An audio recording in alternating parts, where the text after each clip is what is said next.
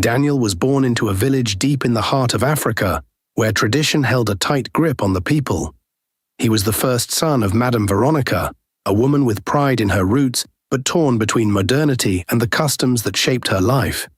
In their village, it was an unwritten rule that the first son of every family became a Catholic priest. The community believed this tradition brought blessings, peace, and prosperity to the entire family. Madame Veronica had dreams that her only son, Daniel, would follow this path. She envisioned herself as the mother of a respected reverend father, earning a place of honor among the village women. Whenever they gathered for meetings, she would imagine them singing her praises. But Daniel was different. From a young age, he had always been charming and full of life. He had the looks that made women stop in their tracks, the kind of eyes that seemed to see straight into your soul, and a voice that could make the hardest of hearts soften. He knew he was handsome, and so did the girls in the village. They admired him, giggled shyly whenever he passed by, and whispered about his smile that seemed to light up the whole village. Yet with all the attention he got from the girls his age, it wasn't them that Daniel was interested in. He had an unusual taste, one that would cause a lot of trouble in the years to come. Daniel was drawn to married women. He found them mature, experienced, and he claimed they had a certain grace that young girls didn't have. To him, they were more than just attractive. They were his spec, as he often said with a mischievous grin. Madame Veronica was a proud and determined woman. She had raised Daniel alone after her husband passed away when Daniel was just a boy. In a village where tradition was law, she knew she had to make sure her son fulfilled his role as the firstborn. As soon as Daniel turned 16, she started urging him to join the seminary, where he would be groomed to become a Catholic priest. It was her deepest desire. But Daniel had other plans. The thought of spending his life in celibacy, denying himself the pleasures of the world, was the furthest thing from his mind. He enjoyed life too much, especially the company of women. His handsome face, lean but strong physique, and smooth talk made him the center of attention wherever he went. He was aware of this power and enjoyed the way women looked at him, especially the older married ones. Despite his mother's persistent pleas, Daniel kept delaying. "Mama, I'm still young," he would say. "Let me enjoy life a bit before committing to such a serious path." But Madame Veronica wasn't pleased. In their village, if a first son refused the priesthood, it was seen as a bad omen, bringing shame to the family. Soon, whispers started circulating among the women in the village. At the women's meetings, Madame Veronica noticed how some of them began to distance themselves from her. They would lower their voices when she walked by and exchange glances that made her blood boil. The women subtly mocked her because her son refused to follow the path of tradition. Things got worse when she was officially excluded from the village women's meeting, an honor she once took for granted. The leaders told her that until her son entered the seminary, she was no longer welcome. The shame was unbearable. Madame Veronica could no longer hold her head high in the community. All her dreams of being praised as the mother of a reverend father were slipping away. One evening, after returning from another humiliating day at the market, she sat Daniel down. "My son," she said, her voice heavy with sorrow, "do you see how people treat me now? Do you see how they disrespect me? This isn't just about you, Daniel. It's about our family's honor. Don't let me suffer like this. If you love me, go to the seminary and make me proud." Daniel could see the pain in his mother's eyes. He knew she had sacrificed everything for him, and a part of him felt guilty. Reluctantly, he agreed to become a priest, not because he was called, but because he couldn't stand to see his mother in pain. However, deep down, he knew he had no intention of living the holy life. He was just buying time, hoping his mother would be satisfied enough to get the village off her back. The news that Daniel had agreed to enter the seminary spread quickly through the village. The women who had turned their backs on Madame Veronica suddenly began greeting her warmly again, praising her as the blessed mother of a future priest. Madame Veronica's pride returned, and she regained her position in the women's meetings. But while Madame Veronica was basking in her renewed respect, Daniel's heart was far from committed to the religious life. During his time in the seminary, he went through the motions, attending classes, learning prayers, and participating in church activities. But in his private moments, his thoughts wandered back to the life he was leaving behind, especially to the women he had grown fond of. Daniel found ways to sneak out of the seminary on weekends, using excuses like visiting sick relatives or attending family events. These escapes became his little adventures back to the village, where he would rekindle his old relationships. He knew how to charm his way into any woman's heart, especially those married women who secretly longed for excitement. They found in Daniel what they missed in their mundane lives, a thrill, a spark that made them feel alive again. For Daniel, the game became even more exciting because it was forbidden. The more he tasted the forbidden fruit, the more he craved it. He knew it was wrong, that he was supposed to be preparing to serve God and guide others, but the thrill of sneaking around, the stolen glances, the quick touches, all of it fueled his desires. He began to see himself not as a man of God, but as someone who could have the best of both worlds: the respect and power of a priest, and the pleasure of a charmer who knew how to satisfy the women who were drawn to him. Daniel's time at the seminary continued, but his double life was taking root. He began planning his return to the village, not as the priest his mother envisioned, but as a man who could hide his dark desires behind the mask of holiness. After years in the seminary, Daniel finally completed his training and was ordained as a Catholic priest. The ceremony was grand, attended by nearly the whole village. Madame Veronica was the happiest mother in the world, dressed in her finest attire and beaming with pride. The people sang her praises, and she walked with her head held high, her earlier shame now forgotten. Father Daniel returned to the village as a celebrated figure. The villagers looked up to him with respect, seeing him as a holy man who had chosen to devote his life to God. But behind the cassock, Daniel was still the same man with his dangerous charm and secret desires. He knew that wearing the priest's robes only made him more attractive to the very women he had always been drawn to. The title Father gave him access to people's trust and respect, and he quickly realized how much power that brought him.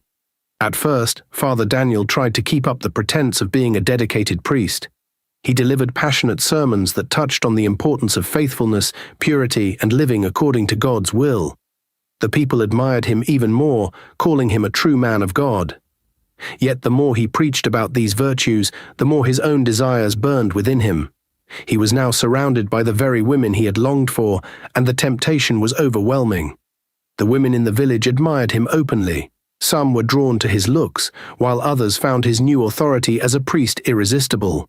Married women in particular started seeking his counsel, coming to him with their marital problems, hoping for some guidance or comfort. Daniel knew how to play his role well. He would listen to them with a serious face, offering prayers and advice, but underneath it all, he was studying them, waiting for the right moment to act. Among the many women in the church, 2 married women caught his attention more than the others. One was Cecilia, a mother of 3, who often came to church looking weary from the struggles of home life. The other was Grace, a trader known for her beauty and sharp tongue, but who softened whenever she was around Father Daniel. Both women were married to men who were either too busy or too indifferent to notice how their wives were slowly getting drawn into Daniel's web. Father Daniel started his game with subtle moves. He knew that openly pursuing these women could create a scandal that would ruin him. So he took his time, carefully laying the groundwork.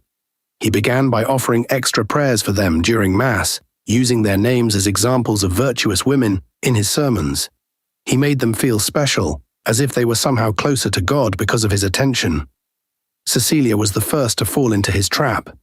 Her husband worked as a trader, often traveling to neighboring towns, leaving her alone for days on end. She was tired, lonely, and desperate for someone to talk to. Father Daniel saw this and took advantage of it. He invited her to the church under the pretext of needing help with church decorations or organizing charity events. They would spend hours together, and gradually his conversations with her shifted from spiritual matters to personal ones. He listened to her complaints about her husband, her struggles with raising her children, and the emptiness she felt. One evening, after an especially long conversation, Cecilia broke down in tears.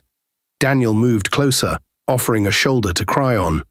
But what started as a comforting embrace quickly turned into something else. The lines between priest and woman blurred as they crossed into forbidden territory.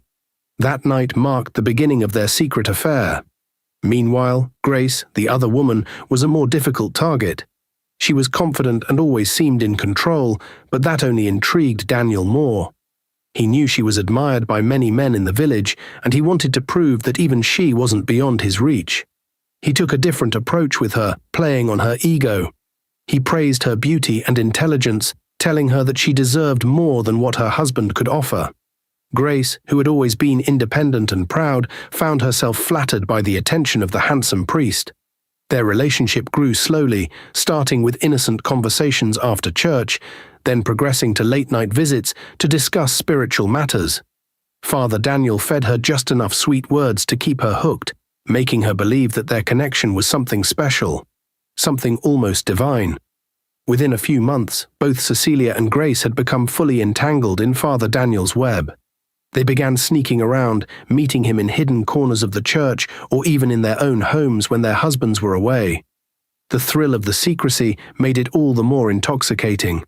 But Father Daniel was playing a dangerous game, and deep down he knew it was only a matter of time before things spiraled out of control.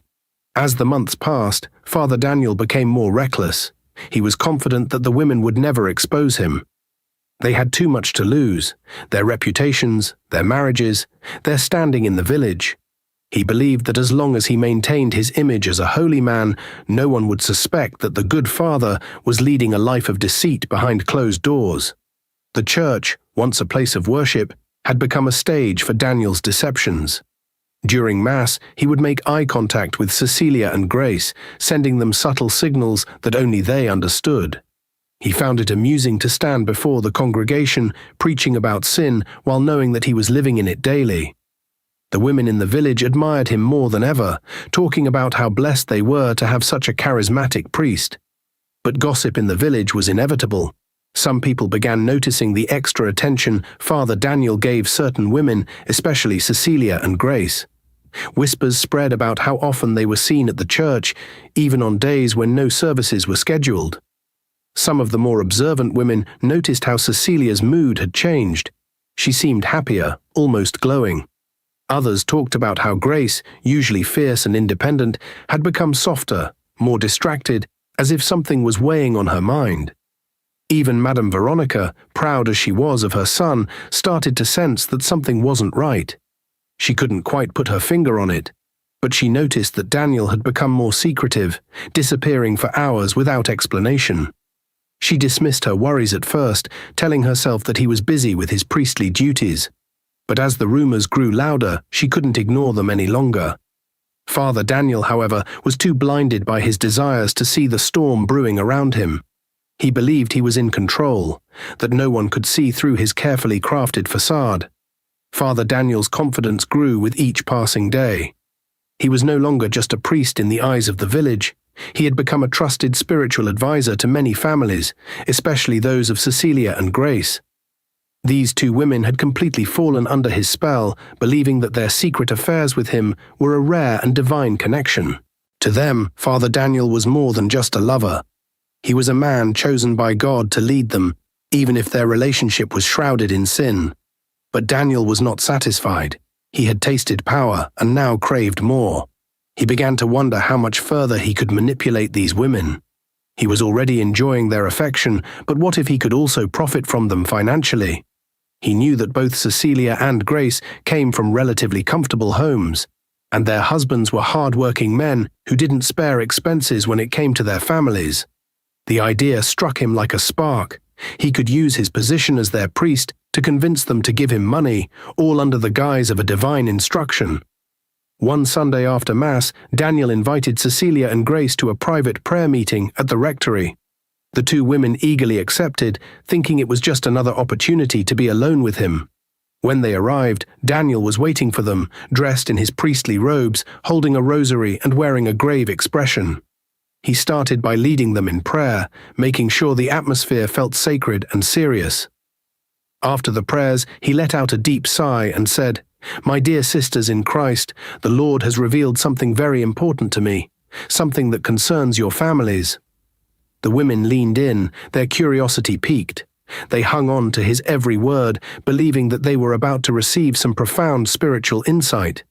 "The Lord has shown me that both of your families are at risk of financial ruin. But fear not. He also revealed the solution. He has chosen you both as vessels of protection for your households. But it requires a great act of faith. Grace, who was always skeptical by nature, furrowed her brows. "Father, what exactly do you mean?" Father Daniel looked directly into her eyes and said, "The Lord has asked that you both make a financial sacrifice, a generous offering that will secure divine protection over your families. This is no ordinary request. It is a test of your faith. But this offering cannot come from you alone. It must be taken from the hands of your husbands. They must unknowingly contribute to this sacred cause for it to bear fruit." Cecilia's eyes widened with concern. "But how can we ask our husbands for money without telling them the reason? They'll surely question us." Daniel leaned back, his eyes twinkling with sly confidence. "That is where your role as wise women comes in. You know your husbands better than anyone else. Find a way to ask for the money without arousing suspicion. It could be under the pretense of needing funds for home improvements, children's needs, or even an urgent business investment. The Lord works in mysterious ways, and He has placed you both in positions where you can fulfill His will without revealing the truth." The women were conflicted. They respected their priest and believed in his words, but they were unsure how they could deceive their husbands without risking their trust. Sensing their hesitation, Daniel continued with a voice that dripped with reassurance. "Remember, this is not for me. It is for your family's protection. I am merely a messenger of the Lord's will. Do you not trust Him to guide you through this? Have I not always led you toward the right path?" His words sank deep into their minds, and the women felt guilty for even doubting him. After all, wasn't he the man of God they had put all their faith in? The one who made them feel chosen and special? Slowly, they nodded in agreement, convinced that this was truly the will of God. Over the next few weeks, both Cecilia and Grace set their plans into motion. Cecilia, ever the meek and dutiful wife, approached her husband on a quiet evening after dinner. She spoke of how the house needed urgent repairs, mentioning cracks in the walls and a leaking roof, things her husband rarely noticed because of his busy schedule. Her husband, eager to avoid any domestic disturbances, agreed to give her a substantial sum of money. He handed her the cash, trusting her completely. Grace took a different approach. Her husband was a shrewd businessman, not easily fooled. She decided to appeal to his business instincts, telling him about a lucrative trading opportunity she had heard about, one that required immediate investment to yield high returns. At first he was skeptical, but Grace's persistence and her reputation as a savvy woman convinced him. He reluctantly agreed, handing her the money with a warning to be careful. With the funds secured, both women rushed to the church the next day to hand the money over to Father Daniel. They presented the cash with a mixture of reverence and nervousness, convinced that they were doing God's work. Daniel accepted the money with a solemn nod, but inside he was rejoicing. He had successfully deceived not one, but 2 families, and all it took was a few convincing words wrapped in religious jargon. After collecting the money, Daniel made a show of praying over it, asking for God's protection over Cecilia's and Grace's households. He made it clear that this was a sacred transaction, and they should not speak of it to anyone, not even their husbands. The women agreed, feeling both relief and pride that they had passed this test of faith. But beneath all the holy talk and false blessings, Daniel was already thinking of how he would spend the money. He had no intention of using it for any church activities. Instead, he planned to indulge himself in the finer things he had missed out on while pretending to be a humble priest. The satisfaction he felt was not just from the money, but from the thrill of knowing he could manipulate these women so easily, using both their faith and their desires against them. With his pockets now full and his confidence at an all-time high, Father Daniel felt unstoppable. He had managed to extract money from Cecilia and Grace with ease, and the thrill of pulling off such a scheme only fueled his arrogance. But money was only part of what he craved. What he truly desired was to indulge himself in the pleasures of life without any risk of being caught. He knew he had to be careful in his village. People were already whispering about his close relationships with certain women. Hosting a party for the local women would surely bring attention that could unravel everything he had worked to conceal. So Daniel devised a plan. He would host a private party, but instead of inviting anyone from the village, he would reach out to women from neighboring towns. These women knew nothing of his role as a priest, and they certainly wouldn't be concerned with the moral expectations that came with it. They were simply there to have a good time, and that's exactly what he intended to give them. Using the money he had collected, Daniel rented a secluded guest house on the outskirts of one of the nearby towns. The location was perfect, far enough from his village to avoid any prying eyes, yet close enough for him to slip away unnoticed. He sent out word through discreet channels, inviting women known for their love of fun and nightlife. He made sure to select only those who were uninhibited and eager to enjoy an evening of luxury and indulgence. On the night of the party, Daniel dressed in stylish clothes that no one from his village would recognize. He traded his priestly robes for a sleek suit, looking more like a wealthy businessman than a humble man of God. The guest house was lavishly decorated with colorful lights, luxurious fabrics, and an abundance of food and drink. The atmosphere was far from what one would expect from a gathering hosted by a priest. There was nothing holy about this party. It was pure decadence, designed to satisfy every earthly desire. As the women arrived, Daniel greeted them with his signature charm. They were captivated by his smooth talk, good looks, and the aura of authority that still clung to him, even in this setting. They had no idea who he really was, and that was exactly how he wanted it. For one night, he could be anyone he wanted to be. A man free from the burdens of priesthood, free from the eyes of his village, and free to indulge in whatever sins he pleased. The party quickly turned wild, music blared from hidden speakers, and the women danced without a care in the world. They laughed, flirted, and fawned over Daniel, who reveled in the attention. He made sure the drinks kept flowing, loosening everyone's inhibitions even further. The more the night went on, the more he allowed himself to let go of the role he had been playing as a priest. Here, he wasn't Father Daniel. He was just Daniel, the charming man who knew how to make women feel special. As the night grew darker, the party took a more intimate turn. The laughter and conversations became more suggestive, and Daniel found himself surrounded by women who saw him as nothing more than an exciting fling for the evening. It was exactly what he wanted. No strings attached, no guilt, and no one who would question his actions the next day. He had orchestrated everything perfectly. Meanwhile, back in the village, Madame Veronica was growing increasingly worried. The rumors about her son had reached her ears once again. People were talking, some claiming that Father Daniel was too familiar with certain women, others suggesting that he was living a double life. The whispers gnawed at her pride. She had sacrificed so much to make sure her son became a priest, and now her worst fears were resurfacing. Unable to bear it any longer, she decided to confront Daniel. The day after his secret party, she went to the rectory, determined to get answers. When she arrived, Daniel was still basking in the afterglow of the night before.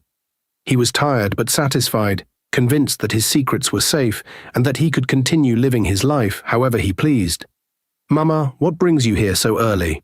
Daniel asked with a smile, masking his fatigue. Madame Veronica didn't return his smile. Her face was stern, her eyes filled with concern. "My son, I need to ask you something, and I want you to tell me the truth." Daniel's smile faded slightly. He could sense the seriousness in her tone.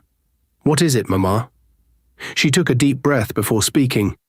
"People are talking, Daniel. They say you're involved in things that are not befitting of a priest. They say you're too close to certain women, and that you're living a life of sin.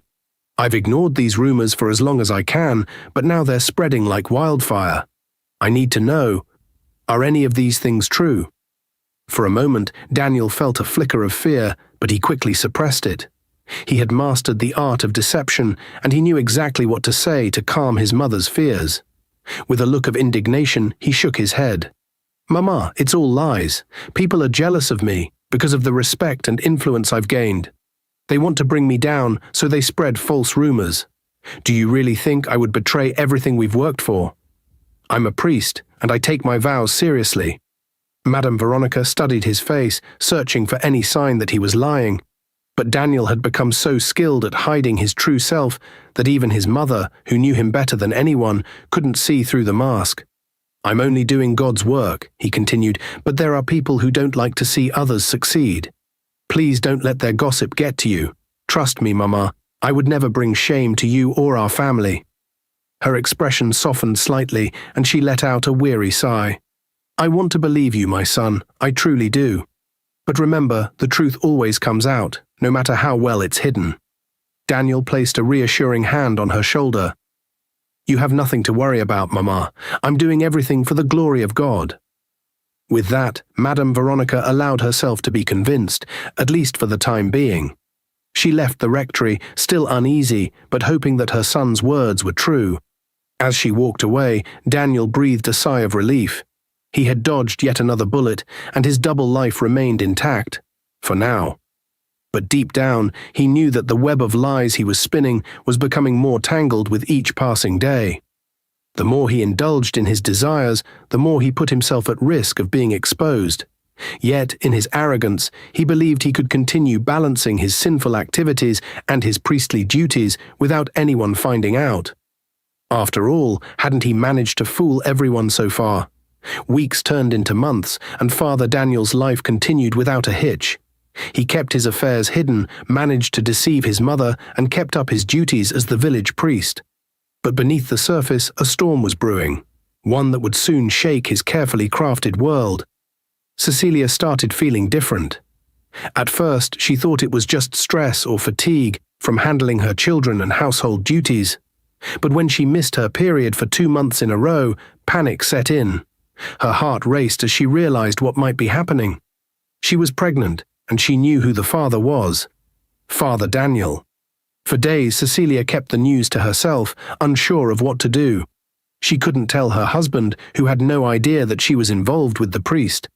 The guilt was eating her up inside, but she couldn't bear the thought of raising a child that would expose her secret affair. She decided there was only one person she could talk to: Daniel. One afternoon, she made her way to the rectory when she knew it would be empty. Daniel was alone in his office, reviewing church documents, when she knocked on the door. He looked up and smiled when he saw her, but his smile faded when he noticed the anxious look on her face. "Cecilia, what's wrong?" he asked, his voice laced with concern. She took a deep breath, trying to steady her nerves. "Father Daniel." "I'm pregnant," she whispered, her voice trembling. Daniel froze, the color drained from his face as her words sank in. This was the one complication he had always feared: a pregnancy. He had been reckless, thinking that he could enjoy these affairs without facing the consequences. And now, those consequences had caught up with him. "What do you mean you're pregnant?" Daniel demanded, his tone sharp. "I mean exactly that. I'm carrying your child," she replied, tears welling up in her eyes. "What are we going to do?" Daniel felt a surge of anger and panic. He had no intention of letting this situation ruin his life. "What we're going to do is simple. You're going to get rid of it." Cecilia's eyes widened in shock. "Get rid of it? You want me to abort the baby?" "Yes," Daniel snapped. "Are you out of your mind? You're a married woman with a husband and children. You can't keep this baby. Do you know what this will do to both of us if people find out?" Cecilia shook her head stubbornly. "No, I can't do that. I am a mother. I could never kill my own child. How could you even suggest that?" Daniel's patience was wearing thin. He stood up and leaned closer, his voice cold. "Listen to me, Cecilia. I'm not about to ruin my life because of your carelessness. Do you honestly think I would marry a married local woman like you? You're living in a dream. We were never meant to be anything more than what we already are. You were just supposed to be discreet. I'm not getting tied down in some scandal because you want to play mother to this mistake." His words cut deep, and Cecilia felt like she had been slapped. She couldn't believe that the man she had trusted, the man she had believed was sent by God, could speak to her with such cruelty. The tears she had been holding back finally spilled over, and she wept silently. "You're heartless," she whispered. "After everything, this is how you repay me. I thought you cared about me."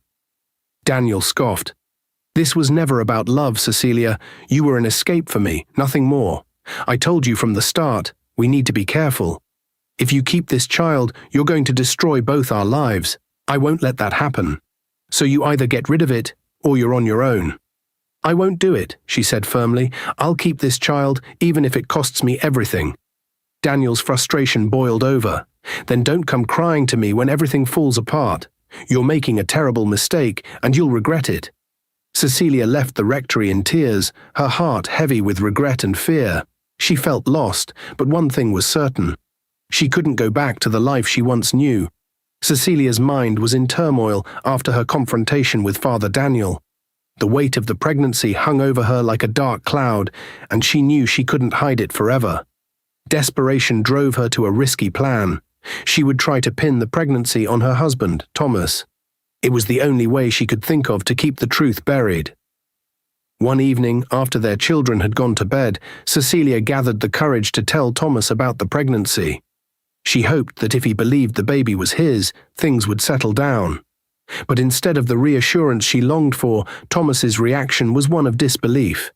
The idea of another child seemed impossible to him. They had already agreed that 3 children were enough, given their strained resources. Thomas remained firm, reminding her of the struggles they already faced with the children they had. Life wasn't easy, and adding another baby would only bring more difficulties. His words hit Cecilia hard, shattering the fragile hope she had clung to. She realized her plan was falling apart. Panic set in, and she felt cornered. With no support from Thomas and the fear of her secret being exposed, Cecilia made a desperate decision. She couldn't imagine facing the shame of carrying a child that wasn't her husband's. The only way out, in her mind, was to end the pregnancy herself. She knew of women in the village who had done it before, using dangerous local herbs. She sought out an old woman known for such remedies. Ignoring the old woman's warnings about the risks, Cecilia purchased the herbs. Late that night, while her family slept, she boiled the mixture. The bitter aroma filled the small kitchen as she forced herself to drink the concoction. It tasted like poison, but she gulped it down, hoping it would all be over soon. The hours that followed were nothing short of a nightmare. Pain gripped her body, waves of unbearable cramps and dizziness. Cecilia tried to stay quiet, not wanting to wake her family, but the agony was overwhelming. By morning she could barely move. Her strength was fading fast, and when Thomas found her, she was pale and drenched in sweat. In a panic, Thomas rushed her to the nearest clinic. But by the time they arrived, the damage was done. The herbs had caused a miscarriage, but they also unleashed internal bleeding that the doctors couldn't control. Despite their efforts, Cecilia's condition worsened, and within a few hours she was gone. The news of Cecilia's sudden death spread through the village like wildfire. Everyone was shocked and saddened, unable to understand how she could go from being healthy to losing her life in such a tragic way. The whispers grew, but no one knew the real reason behind her death. Thomas was left devastated, a grieving husband now burdened with raising their children alone. While the village mourned, Father Daniel felt a twisted sense of relief. When he heard that Cecilia had passed away, it was as if a heavy burden had been lifted from his shoulders. With Cecilia gone, the risk of his secret coming out was buried along with her. The problem of the unwanted pregnancy was no longer his concern. To the villagers, he put on the face of a grieving priest, offering prayers and condolences. But inside, he felt nothing but satisfaction. In Daniel's mind, everything had worked out in his favor. There would be no scandal, no child to tie him down. He believed he was free, that his secret was safe. He had played his cards carefully, and for now it seemed like he had won. But even as he celebrated his victory in silence, the seeds of his own downfall were already being sown. Rumors have a way of spreading like wildfire, especially in a small village. After Cecilia's sudden and tragic death, people couldn't help but talk. Whispers filled the air, and soon enough a disturbing rumor started to circulate. Father Daniel might have been the real father of the child Cecilia was carrying. Thomas, still grieving, didn't pay much attention to the gossip at first. To him, they were just malicious lies meant to tarnish the reputation of a holy man. But as the days passed, more people came to him with hushed voices and suspicious looks, suggesting that there was more to Cecilia's pregnancy than met the eye. They hinted that Father Daniel had been closer to Cecilia than he should have been, and that perhaps the priest was hiding something. The rumor gnawed at Thomas's mind. He couldn't believe it, but the doubts started to creep in. What if there was some truth to what people were saying? What if Cecilia's secret was more than just a tragic mistake? Torn between disbelief and the need for answers, Thomas decided to confront Father Daniel directly. One afternoon, he made his way to the rectory, determined to clear the air. Daniel welcomed him warmly, unaware of the true reason for Thomas's visit. With a heavy heart, Thomas looked into Daniel's eyes and asked the question that had been tormenting him. "Father, people are saying things that are hard to believe. They're saying you were involved with my wife, Cecilia, and that you might have been responsible for her pregnancy. I know it sounds ridiculous, but I had to hear it from you." Daniel's heart raced for a moment, but he was well practiced in hiding his emotions. He put on his calm, sincere face, the one that had won the trust of so many in the village. With a steady voice, he looked Thomas in the eye and denied everything. "Thomas, I understand how painful these rumors must be, especially after everything you've been through. But I swear to you, there's no truth to them. People are always quick to spread lies, especially when they see a man of God trying to do the right thing. Cecilia was a devoted member of our church, but there was never anything inappropriate between us."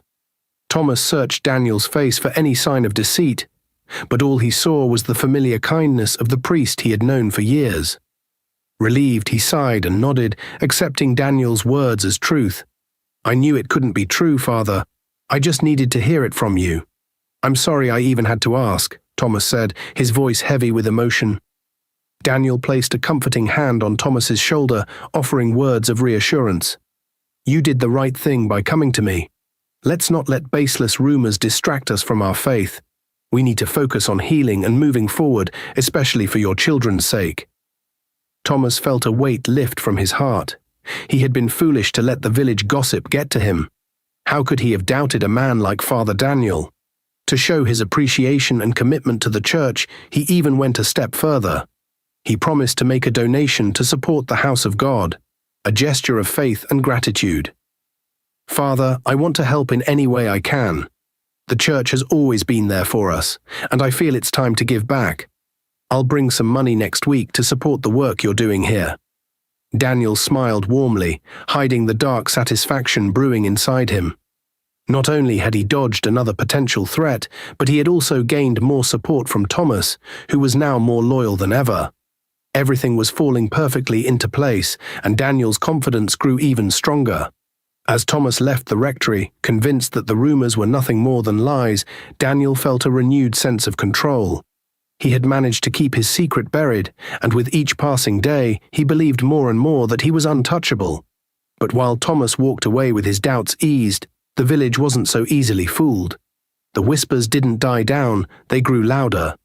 And though Daniel felt secure, the web of deceit he had woven was slowly tightening around him, waiting for the moment it would all unravel. Soon Grace discovered she was pregnant, and terrified of what could happen, rushed to tell Father Daniel. She hoped he would take responsibility, but instead Daniel denied being the father. With a cold expression, he told her to get rid of the baby. Grace refused, saying she wanted to divorce her husband and be with him. She believed Daniel could give her the life she dreamed of. But Daniel laughed at her boldness and told her she was too local for him. He said he could never marry someone like her. His harsh words broke Grace's heart. Crushed, Grace went back home, hiding her tears. But things got worse when her husband discovered the truth.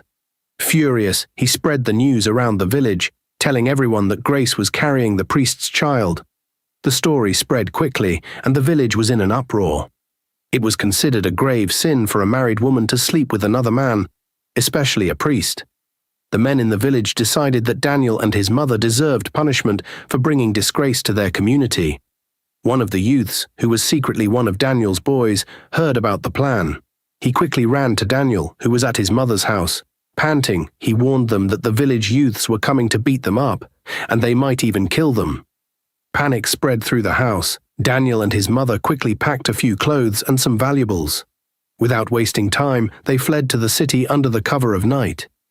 By the time the angry villagers arrived, Daniel and his mother were long gone. Enraged that they had escaped, the youths took their anger out on the house. They set fire to it, burning it to the ground. But their fury didn't stop there.